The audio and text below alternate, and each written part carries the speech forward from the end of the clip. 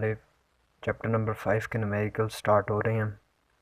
इससे पिछले लेक्चर तक हमने चैप्टर नंबर 4 के न्यूमेरिकल्स कंप्लीट कर लिए थे। तो इसका पहला न्यूमेरिकल है, find the gravitational force of attraction between two spheres each of mass 1000 kg। The distance between the centres is 0.5 metre. इसमें हमें ग्रेविटेशनल फोर्स फाइंड करनी है टू स्फीयर्स जिनका मास क्या है 1000 kg, यानी दोनों का मास सिमिलर है 1000 kg और उनके दरमियान डिस्टेंस 0.5 मीटर। तो इसका डाटा देख लेते हैं। सबसे पहले हमें mass of first sphere m1 कितना है 1000 kg, m2 भी 1000 kg होगा क्योंकि उसने हमें बताया ईच मास यानी दोनों का मास 1000 kg है। और डिस्टेंस क्या है उनके दरमियान, डिस्टेंस d 0.5 मीटर। हम इसे डिस्टेंस को d से भी रिप्रेजेंट कर सकते हैं, r से भी कर सकते हैं। फाइंड हमने करनी है ग्रेविटेशनल फोर्स F फाइंड करनी है। तो फार्मूला होता है हमारे पास F is equals to G m1 m2 over r square या d स्क्वायर कुछ भी। अब G की वैल्यू हमें नहीं दी गई तो G की वैल्यू हमें याद करनी होगी 6.673 इंटू 10⁻⁻11 न्यूटन मीटर स्क्वायर पर kg स्क्वायर।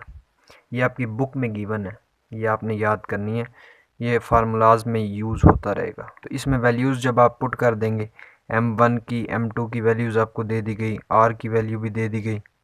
जब इसमें वैल्यूज़ पुट करेंगे तो फोर्स आ जाएगी 2.67 इंटू 10⁻⁻4 न्यूटन। 5.2 है, the gravitational force between two identical lead spheres at 1 metre apart is 0.006673 newton. Find their masses। Gravitational force हमें दे दी गई 0.00673 टू आइडेंटिकल लेड स्फीयर्स के दरमियान जो 1 मीटर अपार्ट हैं, यानी कि उनके दरमियान जो डिस्टेंस है वो 1 मीटर का है, उससे अलहदा किए गए। हमने उनके masses कैलकुलेट करने हैं। तो डाटा इसका लिख लेते हैं। फोर्स हमें दे दी गई 0.00673 न्यूटन। डिस्टेंस कितना है 1 मीटर। हमने उनके मैसेज फाइंड करने हैं, यानी कि दो स्फीयर्स के मैसेज। तो क्या हो जाएगा m1 और m2 हमने फाइंड करने। अच्छा यहाँ पर देखें, जो स्फीयर्स हैं वो आइडेंटिकल स्फीयर्स हैं, यानी कि आइडेंटिकल मींस के सिमिलर स्फीयर्स हैं, उनके जो मैस है वो सिमिलर होगा। आइडेंटिकल मीन सेम, तो m1 which is equal to m2 हो जाएगा। तो दोनों सेम है तो m के बराबर हो जाएगा। अब हमें पता है फार्मूला क्या होता है फोर्स का, G m1 m2 over r square या d स्क्वायर। तो G की वैल्यू हमें मालूम कितनी होती है 6.673 माइनस 11 न्यूटन मीटर स्क्वायर पर kg स्क्वायर। ये आपने याद कर लेनी है। अब m1 और m2 बराबर है m के, तो G m ओवर d का स्क्वायर। जब इन्हें मल्टीप्लाई करेंगे तो ये m स्क्वायर हो जाएगा। अब m स्क्वायर हमने फाइंड करना है m, d स्क्वायर दूसरी तरफ जाकर मल्टीप्लाई हो जाएगा f d स्क्वायर डिवाइड हो जाएगा g। अब इसमें आप वैल्यूज़ पुट कर देंगे। जब वैल्यूज़ पुट करेंगे फोर्स की, डिस्टेंस और ग्रेविटेशनल कांस्टेंट की वैल्यू पुट करेंगे तो हमारे पास जो रिजल्ट आएगा फाइनली 10⁻⁴ kg, ये आ जाएगा m। 5.3 है, find acceleration due to gravity on the surface of Mars. The mass of Mars is 6.42 into 10⁻23 kg and its radius is 3370 kilometre. इस न्यूमेरिकल में हमने ग्रेविटी की वैल्यू फाइंड करनी है on the surface of Mars, यानी Mars की surface के ऊपर ग्रेविटी फाइंड करनी है। हमें मास दे दिया गया, मास का मास दे दिया गया और उसका रेडियस भी दे दिया गया। तो उसका डाटा लिख लेते हैं। सबसे पहले हमें मास दे दिया गया, मास ऑफ मार्स कितना है जी 6.4223 kg। रेडियस भी दे दिया गया 3370 किलोमीटर। इसे मीटर में करेंगे तो 3370 इंटू 10⁻³ मीटर्स, या पॉइंट अगर यहाँ लगाएं तो 3.37 into 10⁻⁶ meters radius of mass आ गया। हमने फाइंड करनी है ग्रेविटी की वैल्यू, यानी कि जी की value on the surface of Mars, यानी मार्स की सरफेस पे, तो Gm हो जाएगा। अब ये मास जो है ये भी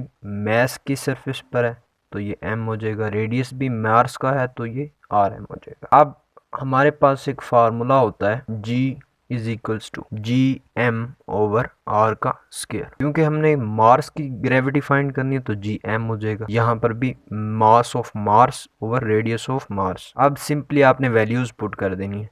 जी की वैल्यू आपको पता कितनी होती है 6.673 इंटू 10⁻⁻11। तो जब आप वैल्यूज पुट कर देंगे तो हमारे पास फाइनली जो आंसर आएगा ग्रेविटी का 3.77 मीटर्स पर सेकेंड स्क्वायर। 5.4 न्यूमेरिकल है।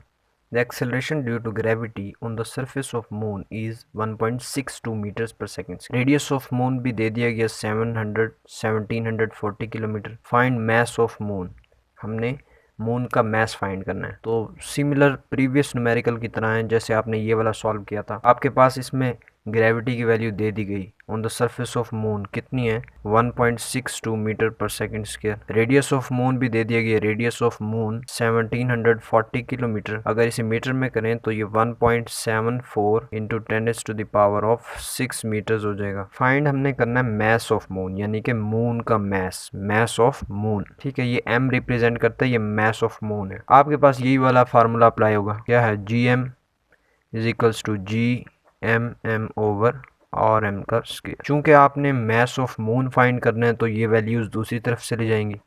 मैस ऑफ मून क्या हो जाएगा gm, ये डिवाइड हो रहा है तो दूसरी तरफ जाकर मल्टीप्लाई हो जाएगा और ये g की वैल्यू यहाँ कर डिवाइड हो जाएगी। अब gm की वैल्यू भी आपके पास दे दी गई, rm की वैल्यू, रेडियस ऑफ मून भी दे दिया गया, g की वैल्यू आपको पता है 6.673 होती है। तो ये वैल्यूज आप पुट करेंगे तो हमारे पास मैस ऑफ मून कैलकुलेट हो जाएगा। कितना आएगा mass of moon 7.35 into 10⁻22 kg। ये आ गया मैस ऑफ मून। 5.5 न्यूमेरिकल है। Calculate the value of g at a height of 3600 kilometre above the earth surface. इसमें हमने g की वैल्यू फाइंड करनी है जबकि हाइट हमें दे दी गई 3600 kilometre above the earth surface, यानी अर्थ की सरफेस से अबव। तो डाटा इसका लिखते हैं। डाटा में हमारे पास सिर्फ हाइट दे दी गई है 3600 किलोमीटर, तो इसे मीटर में कर लें 3.6 इंटू 10⁻⁶ मीटर्स। हाइट हमने अर्थ सरफेस के ऊपर g की वैल्यू फाइंड करनी है।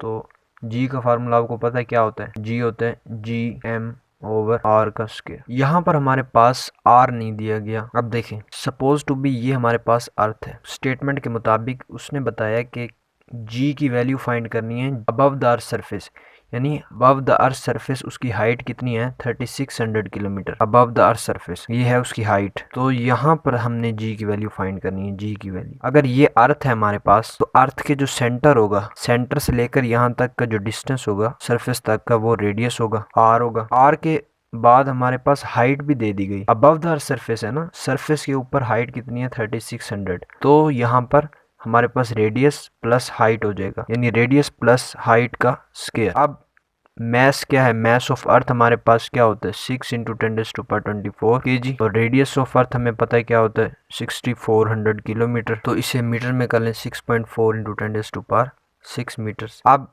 ये सारी वैल्यूज हमारे पास इस फार्मूले में अप्लाई कर देंगे, पुट कर देंगे तो हमारे पास रिजल्ट बन जाएगा। g की वैल्यू आपको मालूम है कितनी होती है 6.673 इंटू 10⁻11। जब ये पुट करेंगे तो हमारे पास g की वैल्यू जो कैलकुलेट होगी की वैल्यू आ जाएगी 4 मीटर्स पर सेकंड का स्क्वायर। ये हमारे पास वैल्यू आ जाएगी।